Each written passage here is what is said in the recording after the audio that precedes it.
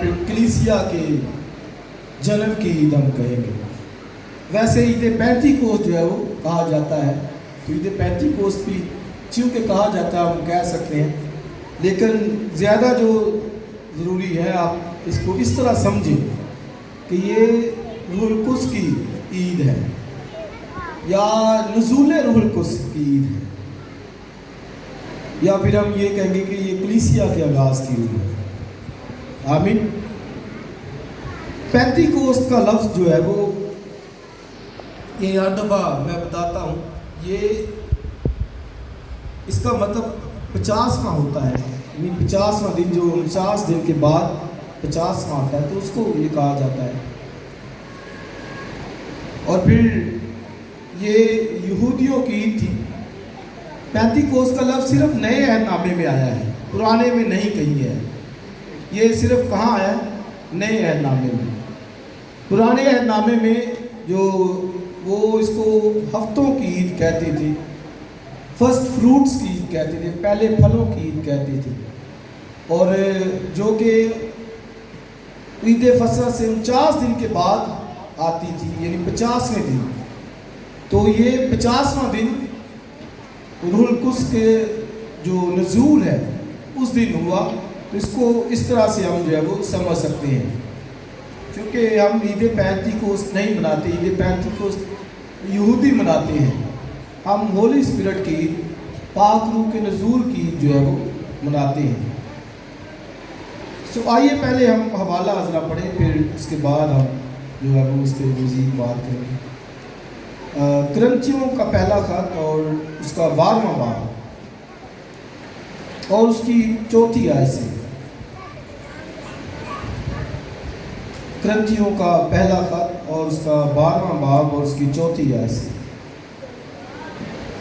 نعمتیں تو طرح طرح کی ہیں مگر روح ایک ہی ہے, اور خدمتیں بھی طرح طرح کی ہیں مگر خداوند ایک ہی ہے, اور تاثیریں بھی طرح طرح کی ہیں مگر خدا ایک ہی ہے جو سب میں ہر طرح کا اثر پیدا کرتا ہے.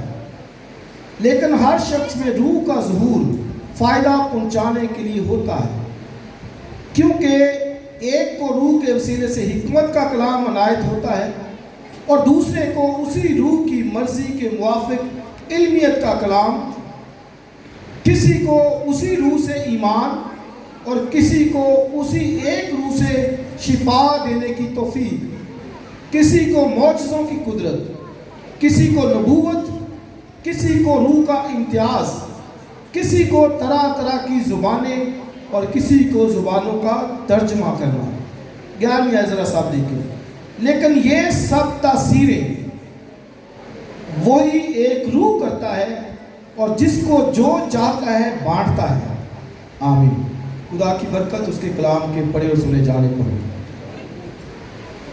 تاثیریں لفظ جو ہے وہ یہاں پر آیا ہے 11ویں آیت میں, لیکن یہ سب تاثیریں کا جو مطلب ہم لے سکتے ہیں کہ یہ ویز ہیں, طریقے ہیں. تو مطلب کیا کہ خدا ان طریقوں کے وسیلے سے اپنے کام کو جو ہے وہ کرتا ہے, کلیسیا کے اندر اپنی گواہی اور اپنے کام کو کرتا ہے. یہ جو ہے وہ ہمیں یاد رکھنے کی ضرورت ہے.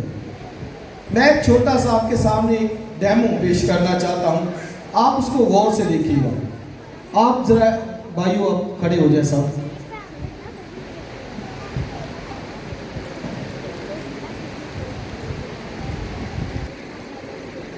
اور یہ ہمارے ایلڈر صاحبان کھڑے ہیں اور میں ان کو ایک گفٹ جو ہے وہ دینا چاہتا ہوں, اور آپ پلیز یہ لے لیں, اور ایلڈر صاحب آپ یہ لے لیں, مجھے واپس کر دیجیے.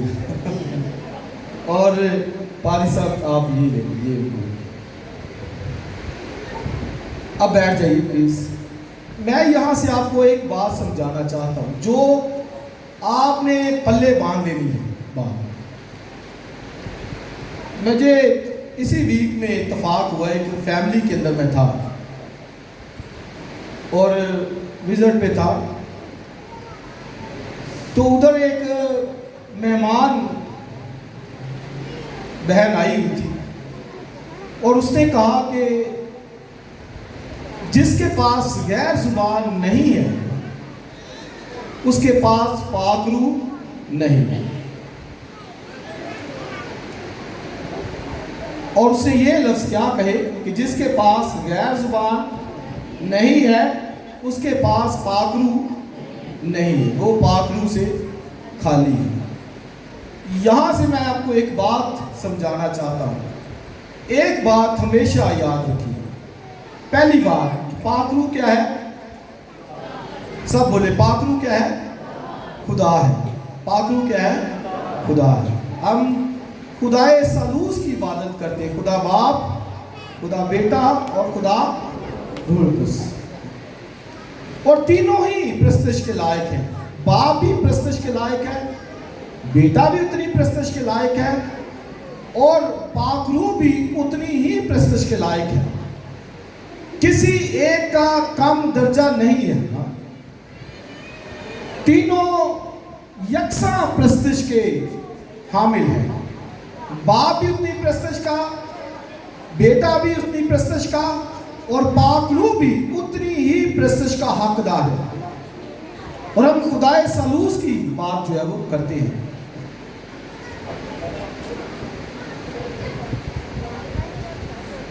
دوسری بات جو ہمیں یاد رکھنی ہے کہ غیر زبان پاک روح نہیں ہے. یہ یاد رکھیں. پہلا میں نے کہا یاد رکھیں کہ پاک روح کیا ہے؟ سب بولیے خدا ہے. اور دوسری بات جو یاد رکھنی ہے کہ غیر زبان پاک روح نہیں ہے. غیر زبان پاک روح نہیں ہے. بعض دفعہ لوگ جو ہے وہ اس بات سے مایوس ہو جاتے ہیں, وہ اداس ہو جاتے ہیں جب کسی ایک کو دیکھتے ہیں کہ وہ غیر زبان بات کر رہے ہیں, اور اس کو نہیں ہے تو وہ کہتے ہیں کہ شاید اس کے پاس پاک روح نہیں ہے, اور وہ اس بات سے وہ مایوس ہو جاتا ہے یا اس بات سے وہ شاید دکھی ہوتا ہے. لیکن یہ یاد رکھنے کی ضرورت ہے کہ غیر زبان پاک روح نہیں ہے. پاک روح خدا ہے. پینٹیکاسٹل حلقوں کے اندر جو ہے وہ اس کو زیادہ جو ہے وہ چونکہ اس کے بارے میں وہ بات کی جاتی ہے, اور ہم یہ بھی ایکسیپٹ کرتے کہ بریدرن جماعتوں کے اندر اتنا اس کو وہ حق نہیں دیا جاتا جتنا دینا چاہیے. کیونکہ میں نے کہا باپ بھی اتنی پرستش کے لائق ہے, بیٹا بھی اتنی پرستش کے لائق ہے, اور خدا کا پاک روح بھی اتنی ہی پرستش کا لائق ہے, حقدار ہے. سو یہ بات آپ انڈرسٹینڈ کر لیں کہ غیر زبان پاک روح نہیں ہے. پاک روح خدا ہے اور اس نے یہ نعمتیں بانٹی ہیں. اب میں نے آپ کے سامنے نعمتیں یا گفٹ دیے. بھائی دالت کو ایک میں نے دیا, ایڈر احمد کو ایک اور دیا, اور پادری سلامت صاحب کو ایک اور دیا. تینوں کو ڈیفرنٹ دی نا. اور یہی بات یہاں پر آپ دوبارہ سے پڑھیے کیا لکھا ہے, ذرا دیکھیے 12واں باب کرنتھیوں کا خط اور اس کی 11ویں آیت دیکھیے, یا اس کی آپ دیکھ لیں 6 آیت. اور تفسیریں بھی طرح طرح کی ہیں. تفسیروں کا مطلب میں نے آپ کو بتایا ویز, راستے, طریقے. اور تفسیریں بھی طرح طرح کی ہیں, مگر خدا ایک ہی ہے جو سب میں ہر طرح کا اثر پیدا کرتا ہے, لیکن ہر شخص میں روح کا ظہور فائدہ پہنچانے کے لیے ہوتا ہے. کیونکہ ایک کو روح کے وسیلے سے حکمت کا کلام عنایت ہوتا ہے, اور دوسرے کو اسی روح کی مرضی کے موافق علمیت کا کلام, اور کسی کو اسی روح سے ایمان, اور کسی کو اسی ایک روح سے شفا دینے کی قوت, توفیق, کسی کو معجزوں کی قدرت, کسی کو نبوت, کسی کو روح کا امتیاز, کسی کو طرح طرح کی زبانیں, اور کسی کو زبانوں کا ترجمہ. اب 11ویں آیت آپ نے دیکھی, سنیے کیا لکھا ہے. لیکن یہ سب تفسیروں کا مطلب میں نے بتا دیا بار بار کہ یہ اس کا مطلب ہے, تفسیروں کا مطلب ہے وسیلے یا جو طریقے یا ویز, ان طریقوں سے لیکن یہ سب تاثیریں وہی ایک روح کرتا ہے. اور آگے بولیے جن کے پاس بائبل ہے. اور جس کو جو چاہتا ہے بانٹتا ہے. کیا کرتا ہے جی؟ وہ بانٹتا ہے. جس کو جو چاہتا ہے. خدا کا پاک روح جس کو جو چاہتا ہے وہ اس کو بانٹ دیتا ہے. نعمتیں، یہ گفٹ. اور آپ ایک اور بات یہاں پہ نوٹ کریں. چونکہ کرنتھس کی کلیسیا کے اندر یہ بڑا مسئلہ تھا تو فرقیں تھے ان کے اندر. اور وہ کیا سمجھ رہے تھے کہ کسی کو غیر زبان کی ہے نعمت تو وہ اپنے آپ کو سپیریئر سمجھتا تھا، اور جب کسی کو نہیں ہے تو وہ شاید جو ہے نا وہ احساس کمتری کا شکار رہتا تھا. تو آپ دیکھیں کہ پالوس نے سب سے آخر میں کس بات کو رکھا؟ نعمتیں اس نے بتائی. کیا اس نے کہا؟ حکمت کا کلام، علمیت کا کلام، اور ایمان کی نعمت، اور شفا دینے کی توفیق، اور کسی کو معجزوں، اور کسی کو نبوت، کسی کو روحوں کا امتیاز، اور آگے بولے کسی کو طرح طرح کی زبانیں. تو زبانوں کو کہاں وہ لے کے آیا ہے؟ آخر میں لاسٹ پہ غیر زبانوں کو اس نے لاسٹ میں رکھا ہے. حکمت کا کلام وہ بیان کرتا ہے، کہتا ہے یہ نعمت ہے. علمیت کا کلام وہ بیان کرتا ہے یہ گفٹ ہے. معجزوں کی قدرت، شفا کی قدرت، ایمان بھی ایک نعمت ہے. ایک تو ایمان، یہ جو ہمارے سپرد ہے ایمان، جس کے تحت ہم یہاں بیٹھے ہیں، ایمان کی نعمت ہے. ایک یہ ایمان ہے، لیکن ایک ایمان کی نعمت بھی ہے، گفٹ بھی ہے، گفٹ آف فیتھ. اب یہ کیا ہے؟ جو مرد ایمان ہوتا ہے. اس بیٹی کو بٹھاؤ یار، یہ بار بار ڈسٹرب کرتی ہے، اس کو باہر بھیج دیا کرتے ایسے کرے تو. سنڈے اسکول کے لوگوں کو میں اکثر کہتا ہوں کہ آپ کو یہ چاہیے اس کو، اور سب دیکھتے رہتے ہیں، ڈسٹربنس کی ہوتی بات ہے. تو یہ میں کیا بات کر رہا تھا کہ خدا کا پاک روح جس کو جو چاہتا ہے بانٹ دیتا ہے، وہ دیتا ہے. اور لوگ صرف سمجھتے ہیں کہ یہی ایک نعمت ہے، غیر زبان کی نعمت ہے. بھئی یہ دیٹس گڈ، یہ نعمت ہے. اور بائبل میں لکھا کہ جو غیر زبان میں بات کرتا ہے وہ خدا سے بات کرتا ہے، وہ خدا کے ساتھ بات کرتا ہے. یہ اچھی بات ہے اگر کسی کے پاس گفٹ. لیکن یہ سب سے آخر میں رکھا ہے پالوس نے اس کو. اس سے پہلے حکمت کا کلام ہے، علمیت کا کلام ہے، شفا کی قدرت نعمت ہے، ایمان کی نعمت ہے، معجزوں کی نعمت ہے، اور یہ ساری باتیں. اور آخر میں اس نے کس بات کو رکھا؟ زبانوں کو. کہ زبانوں کا گفٹ جو ہے غیر زبان کا، اس کو آخر میں رکھا. تو یہ ہمیں سمجھنے کی ایک ضرورت ہے کہ کلیسیا کے اندر میں اور آپ سب، بلکہ یہ نہیں بلکہ پوری دنیا کی کلیسیائیں یہ یاد رکھیں کہ یہ ایک بدن کی طرح ہے. کس کی طرح ہے؟ بدن کی طرح. اب میرا آپ کے سامنے بدن ہے، میرے بدن کے اندر کان بھی ہیں، میرے بدن کے اندر ناک بھی ہے، منہ بھی ہے، ہاتھ بھی ہیں، اور پاؤں بھی ہیں. اگر ہاتھ کہے کہ میں بھی بدن کا نہیں ہوں تو بدن سے جدا تو نہیں ہے نا، وہ کہتا رہے ہے وہ بدن کا حصہ ہی. ٹھیک ہے نا؟ اسی طرح اگر بازو کہے یا کان کہے کہ میں کان ہوں تو اس کا تو کوئی فائدہ نہیں ہے، تو میں آپ کیوں نہیں، آپ سے ساری دنیا نظر آتی ہے. تو بھئی وہ کان جدا نہیں ہے بدن سے، وہ بدن کا حصہ ہی ہے. یہ بات یاد رکھنی ہے. بالکل اسی طرح سے کس کو جو نعمت ملی ہے، شاید کسی کو جو ہے نا وہ کوئی اور خدا نے نعمت بانٹی. جس طرح میں نے ابھی یہ چیزیں بانٹی، خدا کے پاک روح نے یہ گفٹ دیے، انعام دیے لوگوں کو. جس کو لکھا جو چاہا اس نے بانٹا.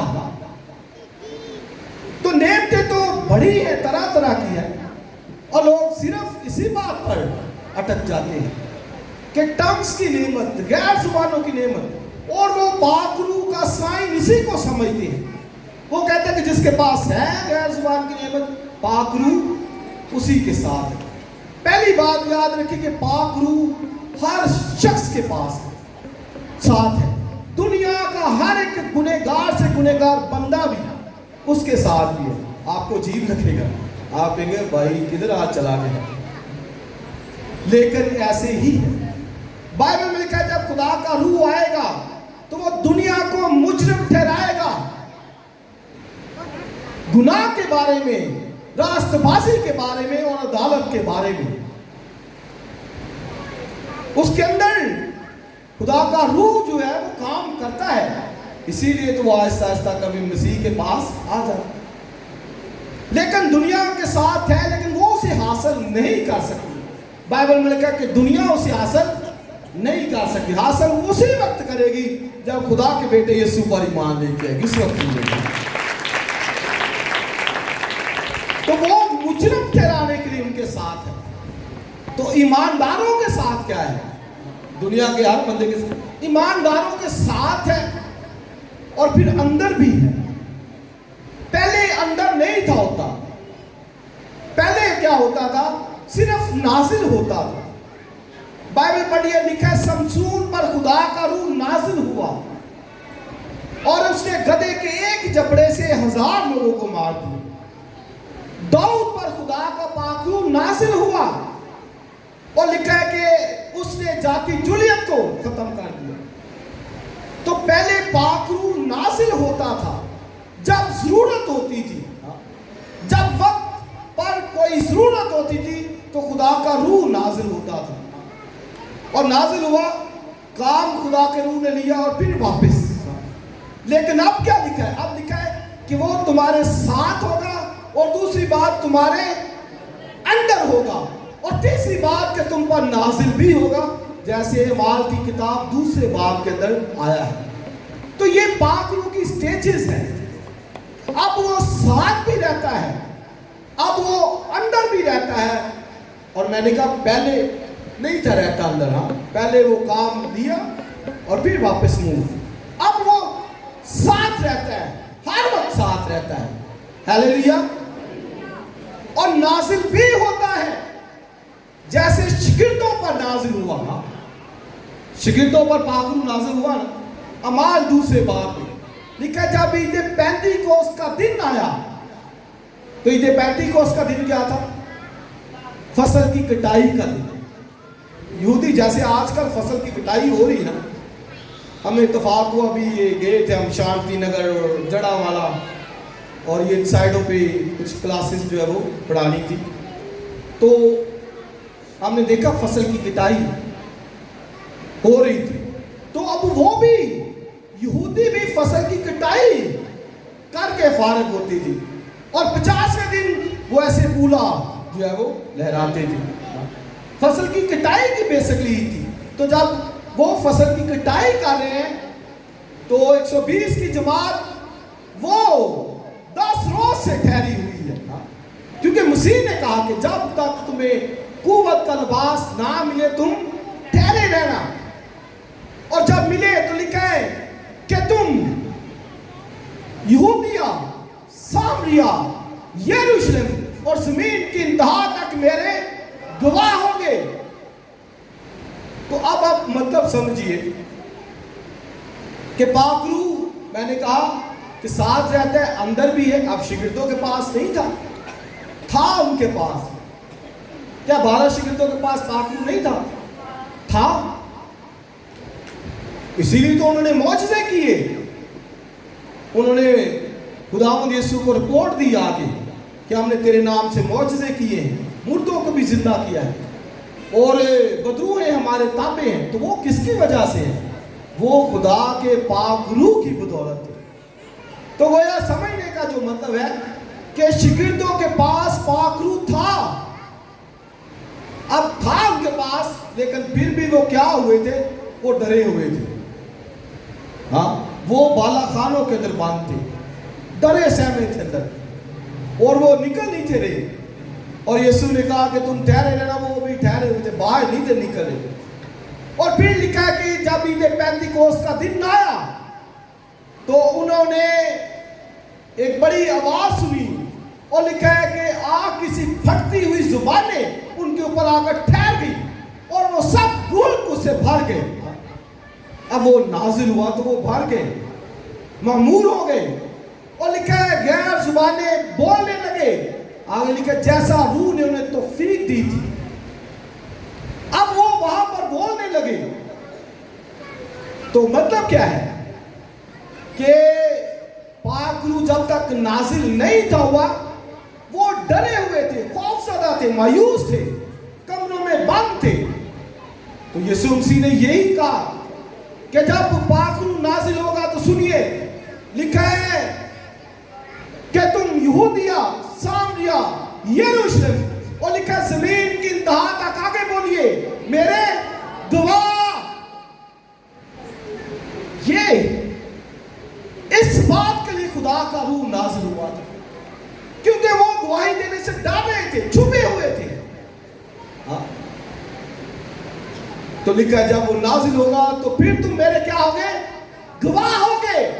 तो बिल्कुल इसी तरह हुआ।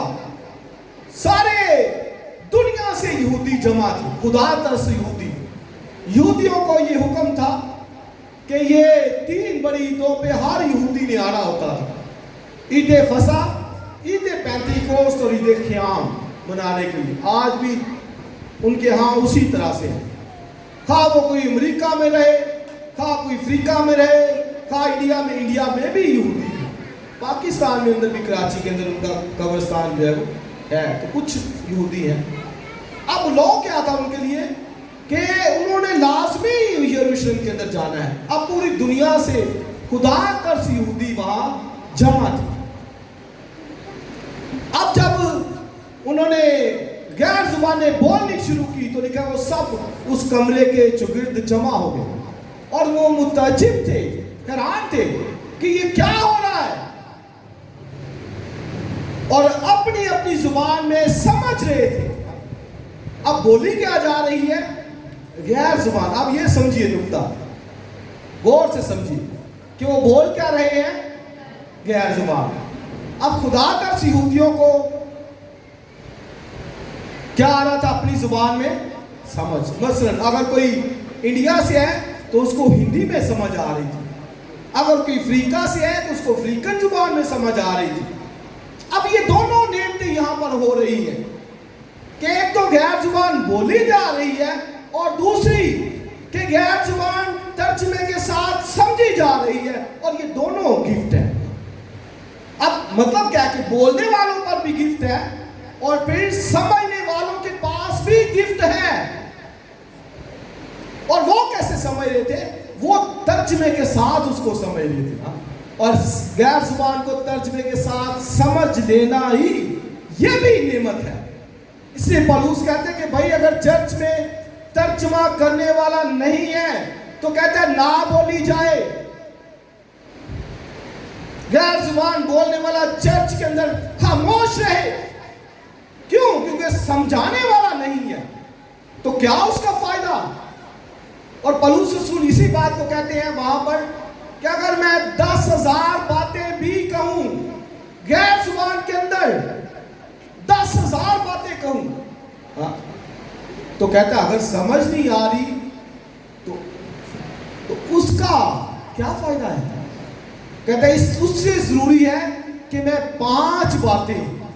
अब कई दफा ना वो लोग इस हवाले को लेके जी पादरी साहब तुम एडा लंबा कलाम सुनाते जी, पौलुस ने कहा कि 5 गल्लां ही अकल रूह नाल काफी होंगी है।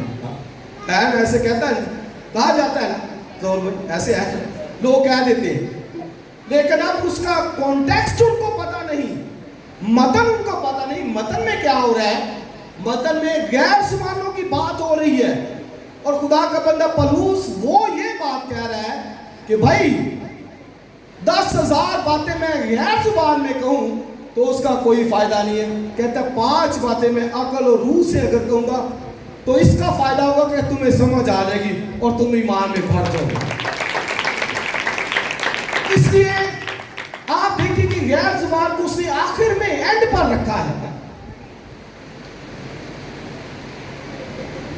اور وہ کہتا ہے نبوتوں کی بات وہ کرتا ہے, کہتا ہے روحانی نعمتوں کی آرزو رکھو, ڈیزائر کرو, مانگو خدا سے. ہم ساری نعمتیں مانگ سکتے ہیں, لیکن اب وہ خدا کا روح جسے چاہتا ہے وہ دیتا ہے. کہتا ہے یہ لو, یہ آپ لے لو, یہ آپ لے لو, اور یہ آپ لے لو. اور یہ سمجھے کہ سب کے پاس نعمتیں ہیں, کوئی یہ نہ کہے کہ نعمت نہیں ہے. اگر کوئی یسوع مسیح کو خداوند بھی کہتا ہے تو لکھا یہ روح القدس کے بغیر کوئی نہیں کہہ سکتا کہ یسوع مسیح خداوند ہے. بھئی اگر کوئی یسوع مسیح کو اپنا نجات دہندہ قبول کرتا ہے تو یہ بھی تو خدا کا پاک روح اسے اس بات کے لیے قائل کرتا ہے. تو یہ یاد رکھیے کہ خدا کا پاک روح ہم سب کے ساتھ ہے, جو اس کے بیٹے یسوع مسیح پر ایمان رکھتے ہیں, سب کے ساتھ ہے, وہ اندر ہے ان کے ساتھ. لیکن اب ہوتا کیا ہے, ہمیں کیوں محسوس نہیں ہوتا جب ہم اس کو بجھا دیتے. اس نے کہا روح کو نہ بجھاؤ. تو بھئی جب غلط کام کریں گے تو بجھے گا نا, لڑائی جھگڑے کریں گے تو کیا وہ اندر سے خوش ہوگا؟ وہ بجھ جائے گا, وہ چپ کر کے اپنا کام نہیں کرے گا, بیٹھا رہے گا. گالیاں دیں گے, لڑائی جھگڑے کریں گے, غلط باتیں کریں گے, غلط سوچ رکھیں گے تو پاک روح بجھ جائے گا. اس لیے کہا روح کو نہ بجھاؤ. سب کے پاس ہے خدا کا پاک روح, تو وہ اس کو کیا کرتے ہیں, روح کو بجھا دیتے. پھر لکھا روح کو رنجیدہ نہ کرو. ہم اس کو خود رنجیدہ کرتے ہیں. جب لڑائی جھگڑے, جب غصہ, جب تفرقہ, جب جدائیاں, جب بدعتیں, جب حرام کاریاں, جب زنا کاریاں, جب بت پرستیاں, جب لڑائی جھگڑے, گالی گلوچ, حسد, یہ سب کچھ ہے, تو کیسے خدا کا پاک روح آپریٹ کرے گا؟ وہ تو رنجیدہ بیٹھا رہے گا, وہ تو بجھا رہے گا. اس لیے بائبل میں لکھا ہے کہ روح کو نہ بجھاؤ, بلکہ لکھا روح سے معمور ہوتے جاؤ, لکھا روح سے بھرتے جاؤ. اور اس کی ہمیں ضرورت ہے. تو بھریں گے کیسے؟ جب کلام پڑھیں گے, ہاللیلویا, جب دعا کریں گے, جب گیت گائیں گے, جب اس کے حضور میں بیٹھیں گے, تو اس وقت روح سے ہم معمور ہوتے جائیں گے. ہاللیلویا. تو آپ دیکھیں کہ پہلے وہ مایوس اور پھر نا امیدوں کی طرح, اور وہ وہاں پر ڈرے سہمے بیٹھے تھے. لیکن جب روح القدس نازل ہوا, غیر زبانیں بولی, پھر وہ لوگ کیا کہتے ہیں, کہتے ہیں یہ تازہ نشے کے اندر ہے, ابھی انہوں نے نشہ کیا ہوا ہے. اس سے یاد رکھیں کہ کئی دفعہ آج بھی لوگ حقارت کرتے ہیں. جو ذرا کو وہ معمور ہوتا ہے, ہاتھ ہلاتا ہے یا زور زور سے دعا کرتا ہے, تو شاید لوگ اس کو حقیر جانتے ہیں. اس سے پولس نے کہا کہ بھائی نبوتوں کی حقارت نہ کرو, حقیر نہ جانو کسی کو. ٹھیک ہے, کیونکہ دینے والا کون ہے؟ پاک روح. اسی پاک روح نے ایک گفٹ مجھے دیا, اسی پاک روح نے آپ کو دیا, اسی پاک روح نے آپ کو دیا. میں اور آپ سب جسم کے ایک اعضاء ہیں, ایک باڈی مل کر بنتے ہیں. ہر ایک اس کی قدر ہے, ہاتھ کی ایک قدر ہے, منہ کی ایک قدر ہے, اور سب کی ایک ویلیو ہے. اور یہ یاد رکھیں کہ پاک روح ایک ہے. اب وہی پاک روح میرے اندر بسا ہے, وہی پاک روح آپ کے اندر, وہی پاک روح آپ سب کے اندر بسا ہے. تو آپ پھر دیکھیے کہ بھئی پھر کیسے تفرقے, کرنتھس کی کلیسیا کے اندر تفرقے تھے. کس طرح کے تفرقے؟ کیا روح ایک نہیں؟ ایک ہی ہے. پاک روح ایک ہے, باپ ایک ہے, بیٹا ایک ہے, بپتسمہ بھی ایک ہے, اور روح بھی ایک ہے. جس کا مقصد کیا ہے کہ کلیسیا یونٹی کے اندر متحد ہو کر رہے. اور اسی لیے پولس نے یہ چیپٹر لکھا. اس نے کہا ہر عضو کی ایک فردن ایک قدر ہے, ویلیو ہے بدن کے اندر. اور اگر وہ عضو کٹا ہوا ہے تو بدن پورا نہیں ہے. لکھا خدا نے اسے مرکب کیا ہے. اس نے یہ سارے گفٹ بدن کے اندر, یہ نعمتیں, یہ ہاتھ, یہ پاؤں, یہ منہ, یہ ناک, یہ سب کچھ رکھا ہے تاکہ ایک بدن نظر آئے. اور پولس کہتا ہے کلیسیا کے اندر بھی یہ ساری نعمتیں اسی لیے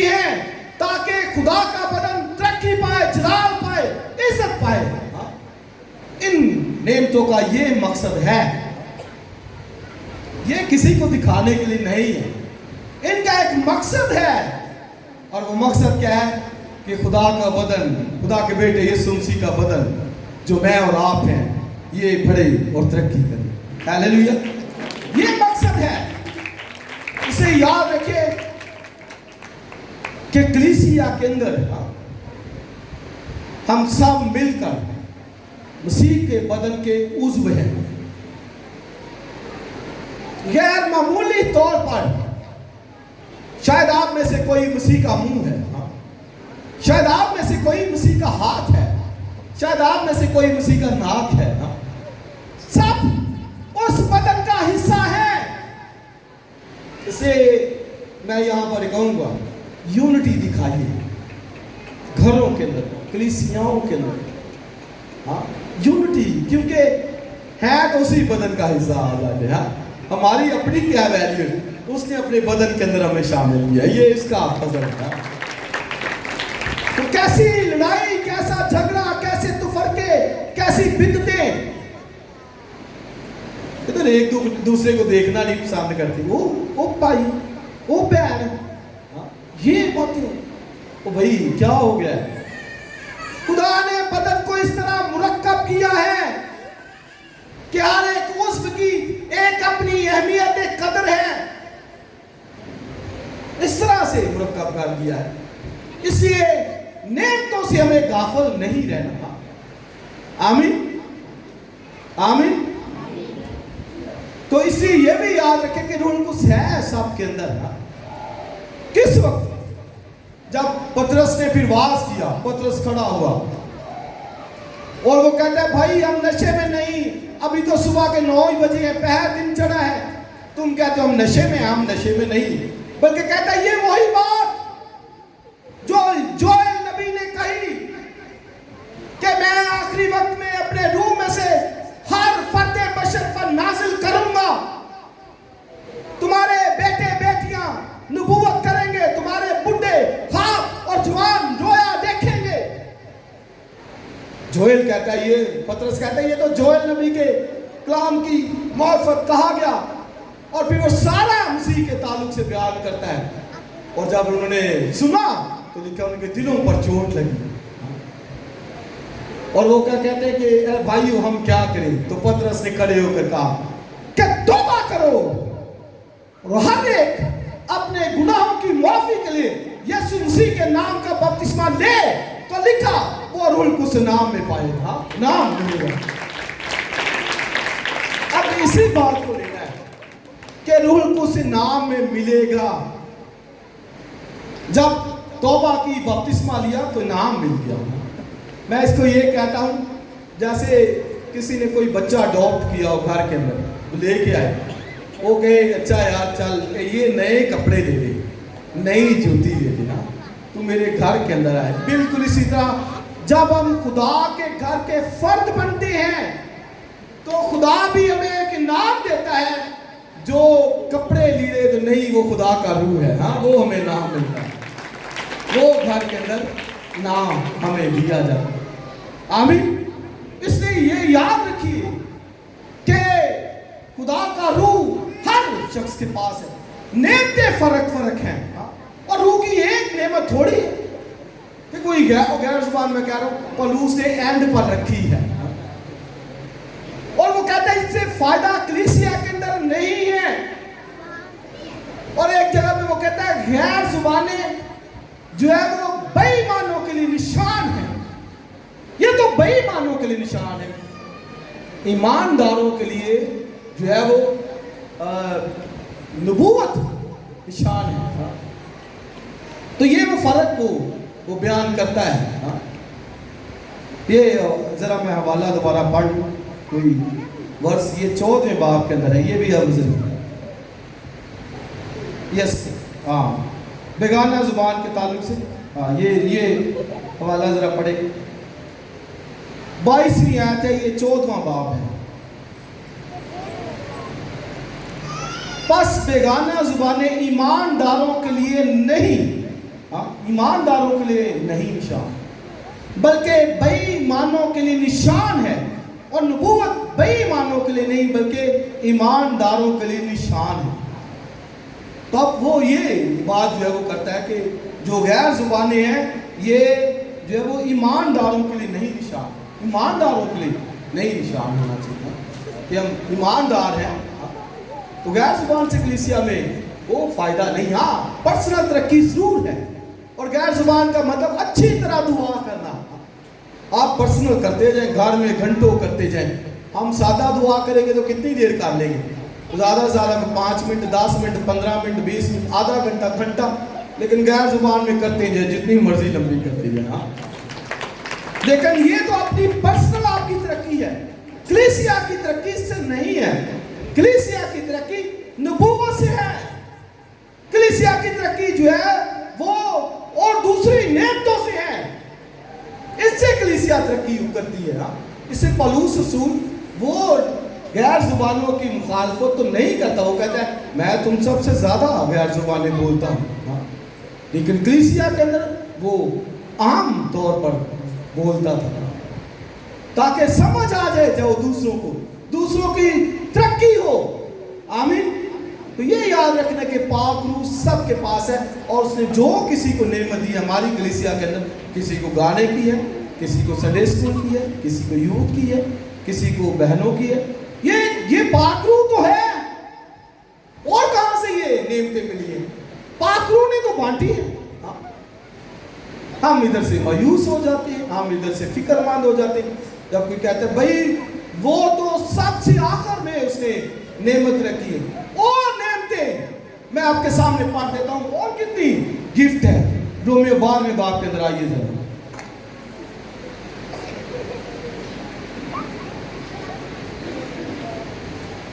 अच्छा जी, यहां पर भी कुछ वो नेमतों का जिक्र करता है। चौथी आयत देखेंगे, 12वां बाब, रोमियो का खत 12वां बाब 4थी आयत।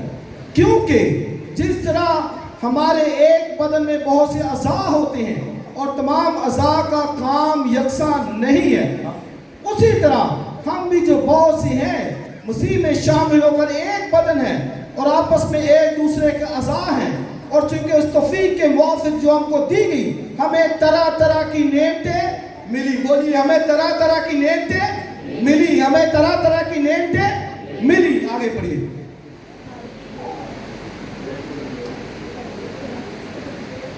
अच्छा जी,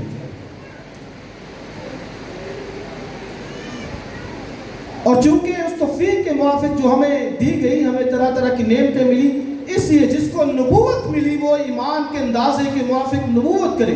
अगर खिदमत मिली हो तो खिदमत में लगा रहे, अगर कोई मुअल्लिम हो तो तालीम दे, अगर कोई नासे है तो नसीहत करे, खैरात बांटने वाला खैरात सखावत से बांटे, पेशवा सरगर्मी से पेशवी करे, रहम करने वाला खुशी के साथ रहम करे, मोहब्बत बेरिया हो, बदी से नफरत रखो, नेकी से लिपटे रहो, बरादराना मोहब्बत से आपस में एक दूसरे को प्यार करो, इज्जत की रूह से एक दूसरे को बेहतर समझो, कोशिश में सुस्ती ना करो, रूहानी जोश में भरे रहो, खुदावंद की खिदमत करते रहो, उम्मीद में खुश, मुसीबत में साबर, दुआ करने में मशगूल, मुकद्दसों की एहतियाजें रफा करो, मुसाफर परवरी में लगे रहो, जो तुम्हें सताते हैं उनके वास्ते बरकत चाहो, लानत ना करो, खुशी करने वालों के साथ खुशी करो, रोने वालों के साथ रो, आपस में यक दिल रहो, ऊंचे ऊंचे ख्याल ना बांधो, बल्कि अदना लोगों की तरह मुतवज्जे हो और अपने आप को अक्लमंद ना समझो, बदी के किसी से बदी ना करो, जो बातें सब लोगों के नजदीक अच्छी हैं उनकी तदबीर करें। ये सब नेमतें हैं। कितनी नेमतें हैं?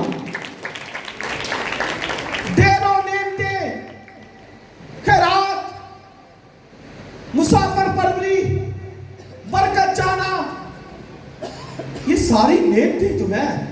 हाँ, कलीसिया को खुदा ने बांटी है। हालेलुया। ताकि मिलकर एक बदन होकर खुदा के बेटे यीशु के जलाल का बायस बने। हालेलुया। इसलिए हमें रोज रोज रूह से भरना है। हर रोज सलीका के हर रोज बिला नागा रूह से मामूर होते जाओ, दुआ में मशगूल रहो, तो इस तरह से हम रूह में भर जाएंगे। تو اب نظر کیسے آئے گا کہ ہے پاک روح؟ آپ دیکھیں ایک درخت لگا ہے تو درخت میں پھل ہوگا تو ہم آسانی سے پہچان جائیں گے. ہاں کہتے ہیں نا کہ یہ درخت آم لگا ہے تو کہتے ہیں آم کا درخت. ادھر ڈیفینس کو جاتے ہیں تو درختوں میں بھی چھوٹے چھوٹے آم لگنا شروع ہو گئے تو آسانی سے درخت صرف آم لے کے کہتے ہیں یہ آم کا درخت. بالکل اسی طرح اگر ہماری زندگی میں جسم کے کام ہیں تو پھر سیدھی پہچان ہے. اب جسم کے کام تو ظاہر ہیں، حرام کاری، بت پرستی، جادوگری، بدعتیں، عداوتیں، حسد، لڑائی جھگڑا، یہ سارے جسم کے کام. لیکن روح کا پھل، اب دیکھیں روح کا پھل، پہلی بات محبت. ہاں یہ روح کا پھل ہے، لو، محبت. اسی سے نظر آتا ہے کہ بندہ روح کے اندر ہے. جس کو دیکھ کے کسی بہن بھائی سے محبت اس کے دل میں نہیں ابھرتی تو یاد رکھے کہ وہ روح سے خالی ہے. جو کسی کو دیکھ کے کہتا ہے کہ یار ہے میری نظر نہ آئے گا، کیوں میری اکھاں سامنے آ گئی، جو اس کے دل میں محبت نہیں تو روح نہیں ہے. اس کے ہے تو صحیح لیکن اندر بیٹھا بوجھا ہوا ہے، رنجیدہ ہے. اس سے محبت، خوشی. اب جو روتا ہی رہتا ہے خوش نہیں، اس لیے کہا ہر وقت خوش رہو. تحمل، برداشت، نیکی، تحمل، سیلف کنٹرول، پرہیزگاری، ان ساری باتوں سے معلوم ہوتا ہے کہ یہ شخص روح سے بھرا ہوا ہے. ہاللیلویا. اب جہاں پر پولس نے غیر زبانوں کی بات کی تو آخری بات کروں گا. اس نے سارا جب روحانی نعمتوں کے بارے میں 12ویں باب کے اندر بتا دیا تو آگے پھر ایک کیا بات کہتا ہے، کہتا ہے اب سب سے عمدہ طریقہ میں تمہیں بتاتا ہوں. ایک عمدہ طریقہ بھی ہے، یعنی مسیح کے بدن کو جلال دینے کے لیے، ترقی کرنے کے لیے مسیح کے بدن کو. کہتا ہے اگر میں جو ہے وہ فرشتوں کی زبانیں بولوں، جتنی مرضی زبانیں بولوں، تو کہتا ہے محبت نہ رکھوں تو بولیے میں ٹھنٹھناتا پیتل اور جھنجھناتی جھانجھ ہوں. اور اس سے محبت کی بات کو کرتے ہوئے یہ حوالہ پڑھتے پھر ختم کریں گے. بس آئیے ذرا نکالیے، بہت پیاری یہ باتیں پولس نے کرتی. اچھا جی 12واں باب اور اس کی آیت نمبر